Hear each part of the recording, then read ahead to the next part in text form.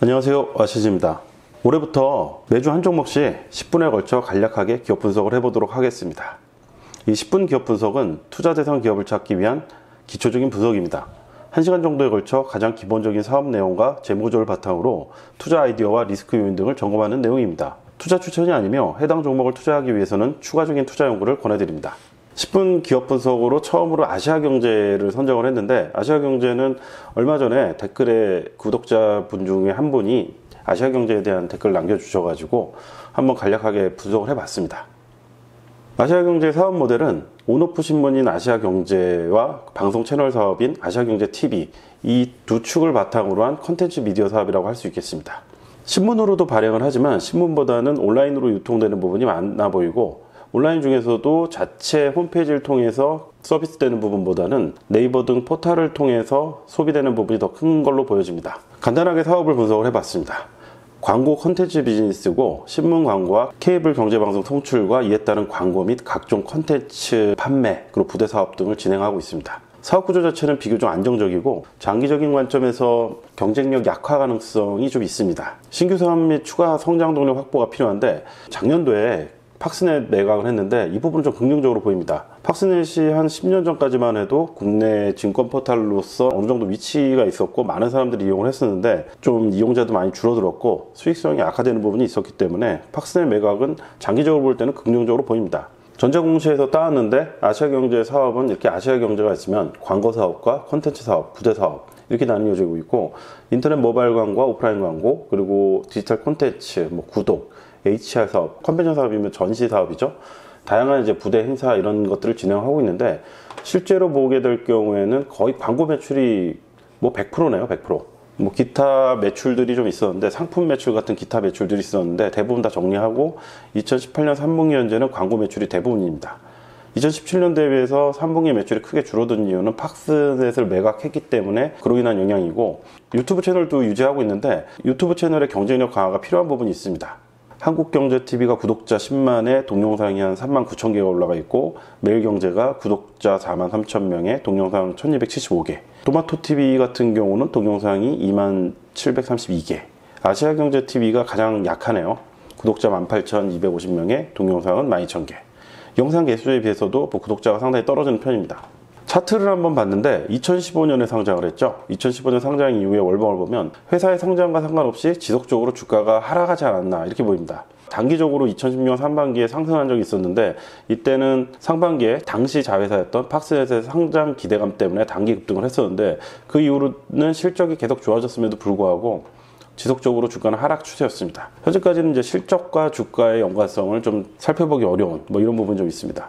재무상 2019년 1월 10일 현재 재무상을 보면 팍스넷 매각 등으로 2019년 매출이나 이익은 30% 이상 감소될 것으로 보입니다. 매각 대금 유입으로 유월 증가하고 재무구조는 개선될 것 같습니다. 매출 부분은 계속 약화되는 부분이 있었지만 영업이익률 자체는 어느 정도 유지하고 있었고, ROE도 좀 높은 편이고, 2018년 3분기는 일시적이긴 한데 ROE라든가 부채 비율을 볼 때는 상당히 좀 우량하긴 하죠. 유보율도 높은 편이고, 전체적으로 시총 591억 대비할 때 지금 현재 주가라든가 아니면 내년도에 팍스넷 부분을 제외하고 실적을 잡아도 당기순이익은 한 50억 정도 예상을 해볼 때 나쁘진 않은 성과를 낼 거라 보여지긴 한데, 그에 비해서 총 자체는 좀 저평가가 아닌가 싶습니다. 10년 재무제표를 봤는데 상장 이전서부터 재무제표가 있죠. 2011년에 재무구조가 상당히 안 좋아져가지고 2012년에 아마 법정관리에 들어가서 이때 탈피한 걸로 알고 있습니다.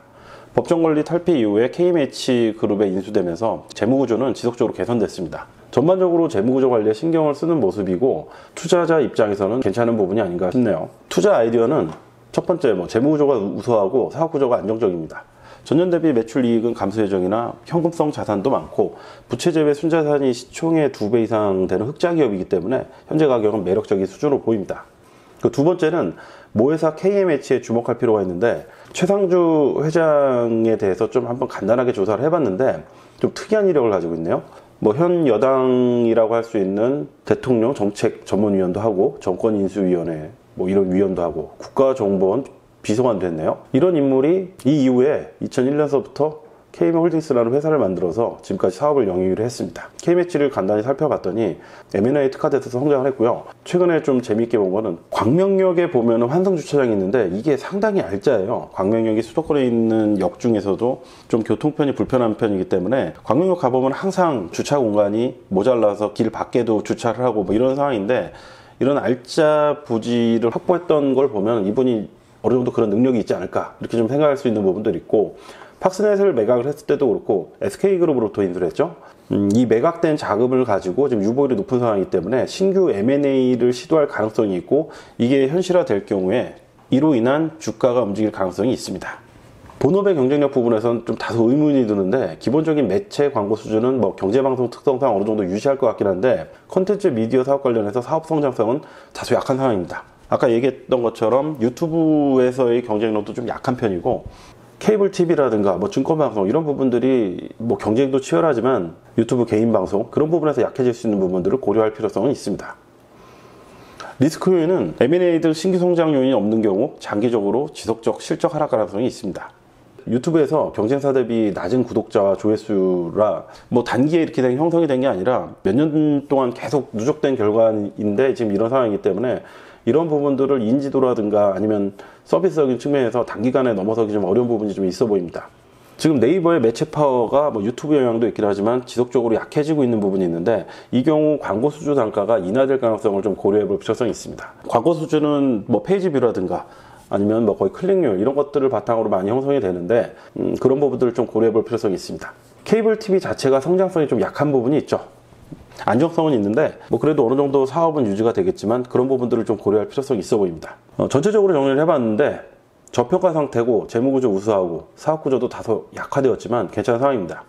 전체 증시가 오를 경우 주가 상승 가능성이 있고, M&A 관련 이슈와 결부될 경우 단기적으로 움직일 가능성이 있습니다.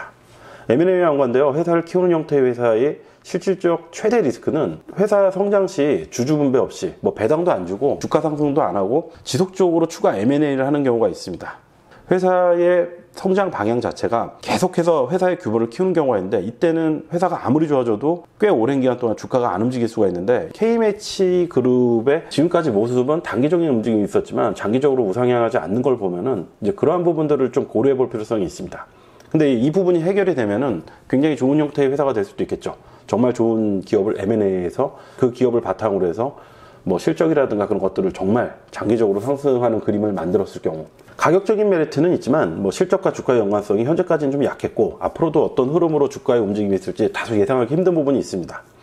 투자를 한다면 K매치 그룹 전체에 대해서 묶어서 연구해 볼 필요성이 있어 보입니다. 처음으로 한번 간략하게 10분에 걸쳐서 분석을 해봤는데, 관심 종목으로 선정하기에는 나쁘지 않은 기업이라고 생각이 됩니다. 다만 지금 당장 투자하기에는 좀 더 모니터링을 하고 연구할 필요성은 있어 보입니다. 도움이 되셨으면 좋아요, 구독, 알림 설정 부탁드리겠습니다.